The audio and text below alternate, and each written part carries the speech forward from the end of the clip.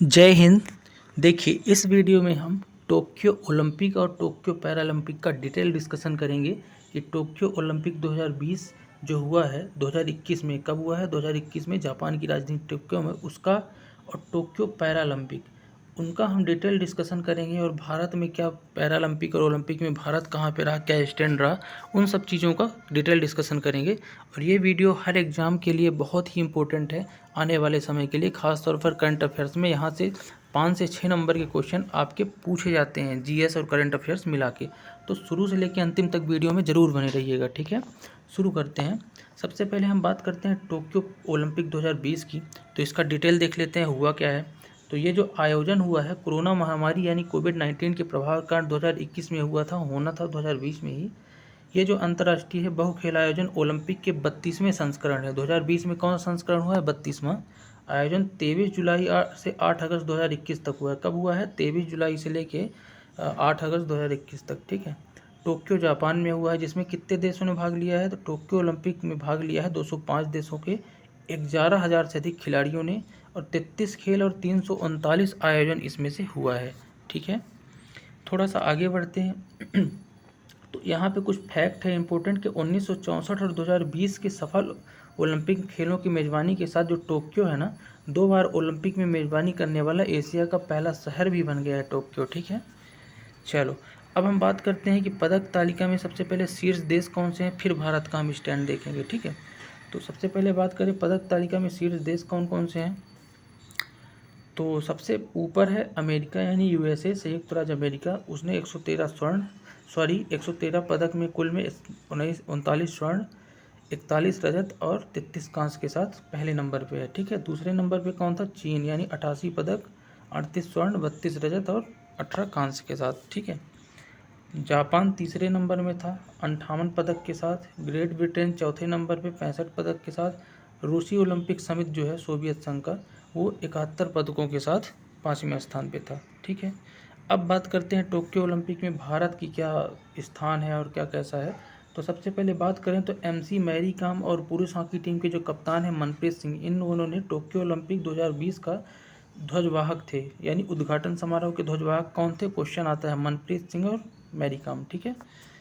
कांस्य पदक विजेता जो बजरंग पूनिया है, वो समापन समारोह जब समाप्त हो गया है, तो इस बार के जो कांस्य पदक पहलवान बजरंग पूनिया ध्वजवाहक थे समापन समारोह के। तो ये क्वेश्चन पूछा जाता है एग्जाम में, ठीक। अब नेक्स्ट देखते हैं। तो टोक्यो ओलंपिक जो है गेम्स, भारत में अब तक का सर्वश्रेष्ठ प्रदर्शन किया है टोक्यो में, और इस बार लगभग 7 पदक, टोटल कितने पदक जीता है भारत ने? 7। और भारत ने 2012 के लंदन ओलंपिक में 6 पदक का भी रिकॉर्ड तोड़ दिया है, ठीक है।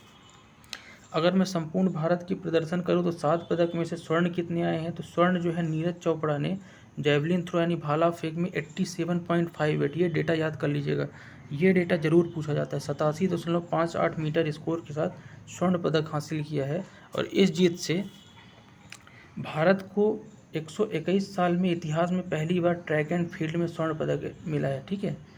अब एक स्वर्ण हो गया। रजत की बात करूँ, 2 रजत मिले हैं। एक तो महिलाओं के 49 किलोग्राम में वेट लिफ्टिंग में मीराबाई चानू, दूसरा पुरुषों की कुश्ती में रवि दहिया को, ठीक। और 4 कांस्य कौन कौन से मिले हैं ये देख लेते हैं। तो महिला वेट लिफ्टर जो है, सॉरी वेट लिफ्टर नहीं, ये हो जाएगी मुक्केबाज, ये लवलीन बोरगोहेन को मिला है कांस्य पदक। पीवी सिंधु को मिला है। कुश्ती में बजरंग पूनिया को मिला है, और पुरुष हॉकी टीम को भी कांस्य पदक मिला है, जो जर्मनी को हरा के जीती है, ठीक है। कुल मिला के देखा जाए तो भारत जो है 7 पदकों के साथ 1 स्वर्ण, 2 रजत और 4 कांस्य जीता है, ठीक है। और इसके साथ भारत 48वें स्थान पे है पदक तालिका में। किसमें है? आगे अगर बात करें तो इसका नोट फैक्ट क्या है, 41 साल के बाद भारतीय हॉकी टीम ने पदक जीता है। कितने साल के बाद? और कांस्य पदक मुकाबले में जर्मनी को 5-4 से हराया। टोक्यो ओलंपिक में 7 पदक के साथ 48वें स्थान पे भारत है, ठीक है। अब बात करें अगर अगला कब होगा ओलंपिक, तो अगला ओलंपिक जो होगा ये कब होगा, देखो। अगला ओलंपिक जो होगा वो होगा 2024 में फ्रांस की राजधानी पेरिस में। ये 33वां ओलंपियाड होगा ग्रीष्मकालीन, 26 जुलाई से 11 अगस्त तक होगा ये। अब आपको कमेंट करके यहाँ पे ये बताना है कि टोक्यो ओलंपिक 2020 का शुभंकर कौन था? शुभंकर मैं नहीं बताऊंगा, आपको ये बताना है, ठीक है। चलिए, अब कुछ एमसीक्यू देख लेते हैं टोक्यो ओलंपिक के। 33वां ओलंपिक यानी कि अगला कहाँ होगा? 33वां ओलंपिक आयोजन में कितने खेल जोड़े गए हैं? तो ये 5 नए खेल जोड़े गए हैं। कौन कौन से? Surfing, skateboard, sport climbing, karate, baseball. 5 नए खेल जोड़े गए हैं। टोक्यो ओलंपिक 2020 का शुभंकर क्या है? तो मिराई तोबा है। मैंने बता ही दिया, मिराई का मतलब है भविष्य और तोबा का मतलब है अनंत, यानी अनंत भविष्य। ठीक है। टोक्यो ओलंपिक 2020 का आदर्श वाक्य था यूनाइटेड बाय इमोशन। बात करें अगला, तो पहले टोक्यो ओलंपिक खेल का आयोजन 1896 में एथेंस ग्रीस में हुआ था। नेक्स्ट बात करूँ, आधुनिक ओलंपिक के जनक किसे कहा जाता है? तो आधुनिक ओलंपिक के जनक हैं बैरन पियरे डी कोबर्टिन। ठीक है। भारतीय टीम पहली बार ओलंपिक खेलने कब गई थी? तो सबसे पहले 1964 में ऑस्ट्रिया में शीतकालीन ओलंपिक में पहली बार टीम का हिस्सा लिया था। ठीक है। बात करें ओलंपिक के लोगों का क्या आशा है? तो ओलंपिक का लोगो जो है 5 छल्ले होते हैं इसमें, जो 5 महाद्वीप का प्रतिनिधित्व करते हैं, जिसमें नीला किसको दर्शाता है? यूरोप को, काला जो है अफ्रीका को, लाल अमेरिका को, पीला एशिया और हरा ऑस्ट्रेलिया को दर्शाता है। ठीक है। ओलंपिक खेल में आयोजित कराने वाली जो संस्था है उसका नाम है अंतर्राष्ट्रीय ओलंपिक समिति, जिसका मुख्यालय है लुसाने, स्विट्जरलैंड में। ठीक है। अंतर्राष्ट्रीय ओलंपिक समिति के वर्तमान अध्यक्ष जो है 2021 तक वो थॉमस बाक हैं, जो 9वें अध्यक्ष हैं। ठीक है। तो ये तो था आपका टोक्यो ओलंपिक। अब हम आ जाते हैं टोक्यो पैरालंपिक 2020 में, क्योंकि ओलंपिक के बाद पैरालंपिक भी हुआ है और पैरालंपिक से भी क्वेश्चन पूछे जाते हैं। ठीक है। तो टोक्यो ओलंपिक के बाद समापन के बाद टोक्यो पैरालंपिक हुआ है, और ये भी कोविड-19 के कारण आयोजन इसका लेट हुआ है। और कब हुआ है? 2021 में हुआ है। कब? 24 अगस्त से 5 सितंबर के बीच। ठीक है। ये 16वां ग्रीष्मकालीन पैरालंपिक है और जापान की राजधानी टोक्यो में ही हुआ है, जिसमें 5 नए देश जो है भूटान, मालदीव, ग्रेनेडा, पराग्वे और ग्रेनाडियस ये शामिल हुए हैं। ठीक है। बात करूं अगर इसके शुभंकर की, तो टोक्यो पैरालंपिक 2020 का शुभंकर जो है वो कौन है? शोमिटी है। मिताई तोरवा ओलंपिक का था, शोमिटी किसका है? पैरालंपिक का। इसका अर्थ है शक्तिशाली चरित्र। ठीक है। शीर्ष पदक तालिका में मैं बात कर लेता हूं, तो कौन कौन से हैं इधर? देखो, उधर अमेरिका था और यहाँ चीन है शीर्ष में पैरालंपिक में 207 पदक के साथ। ब्रिटेन दूसरे नंबर पे है, अमेरिका तीसरे नंबर पे है, याद रखना। रूसी ओलंपिक समिति चौथे पर है, नीदरलैंड 5वें नंबर पे है। ठीक। कुछ डिटेल फैक्ट की बात करूँ तो 16वें टोक्यो ओलंपिक जो है पैरालंपिक है, 163 देश भाग लिए हैं, जिसमें 4500 खिलाड़ी थे, 22 खेल हुए हैं। ठीक है। इसमें अफगानिस्तान से कोई भी एथलीट नहीं था, क्योंकि वहाँ पे तालिबान का कब्जे की वजह से कुछ प्रॉब्लम हो गई थी, लेकिन झंडा वहाँ का फिर भी लहराया गया था, यानी उद्घाटन समारोह में था। अब अपन भारत की बात कर लेते हैं कि पैरालंपिक में भारत का क्या स्टैंड रहा। तो भारत जो है पहली बार पैरालंपिक में हिस्सा कब लिया था? 1968 में लिया था। टोक्यो पैरालंपिक से पहले भारत खेलों में कुल 12 पदक जीत चुका है। ठीक है। 12 पदक इन खेलों में जीत चुका है, यानी पहले। ठीक। भारत की तरफ से जो 54 खिलाड़ियों ने प्रतिस्पर्धा में भाग लिया था, इस बार भारत ने अपना श्रेष्ठ प्रदर्शन करते हुए 19 पदक जीते और तालिका में 24वां स्थान। अब यहाँ पे कंफ्यूज मत होना। देखो, अगर मैं बात करूँ ओलंपिक की, तो ओलंपिक में भारत का स्थान क्या था? 48वां था। यहाँ पे कौन सा स्थान है? 24वां, यानी आधा है पैरालंपिक में।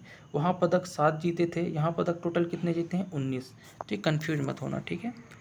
बात करूँ तो भारत ने पैरालंपिक में 5 स्वर्ण, 8 रजत और 6 कांस्य जीते हैं। वहाँ पे केवल 1 ही स्वर्ण, 2 रजत और 4 कांस्य जीते थे ओलंपिक में। कंफ्यूज मत होना। ठीक है। अब भारत की संपूर्ण प्रदर्शन की अगर मैं बात करूंगा पैरालंपिक की, तो भारत जो है 19 पदक के साथ, जिसमें 5 स्वर्ण ये प्राप्त किया है, सर्वश्रेष्ठ रहा है, मतलब अच्छा उसका प्रदर्शन हुआ है। अगर मैं बात कर लेता हूँ विजेताओं की, मुख्यतः खिलाड़ियों की कौन से क्या पदक जीते हैं, स्वर्ण पदक कौन कौन जीते हैं, तो अवनी लखेरा ये जो है air metre 10 metre pistol rifle की एक निशानेबाजी की हैं, 19 साल की उम्र है और इनके अच्छे खासे अंक आए और इनने स्वर्ण पदक जीता। क्वेश्चन आता है अवनी लखेरा किससे संबंधित है? निशानेबाजी यानी कि 10 मीटर एयर पिस्टल से। दूसरे जो स्वर्ण जीते हैं वो हैं सुमित अंतिल। सुमित अंतिल जो है ना जैवलिन थ्रोअर में स्वर्ण पदक जीते हैं। ठीक है।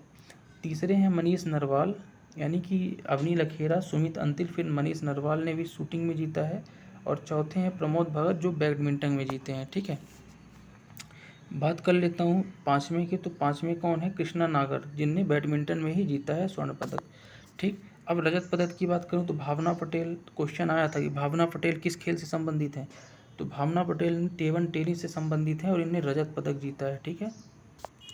अब बात करूँ रजत पदक के अगले विजेता की, तो निषाद कुमार हैं जो हाई जंप में जीते हैं। नेक्स्ट है देवेंद्र झझरिया जो javelin throw, most important question आता है कि देवेंद्र झझरिया कौन है, तो ये जेवलिन थ्रोअर हैं। भाला फेंक जिसको बोलते हो।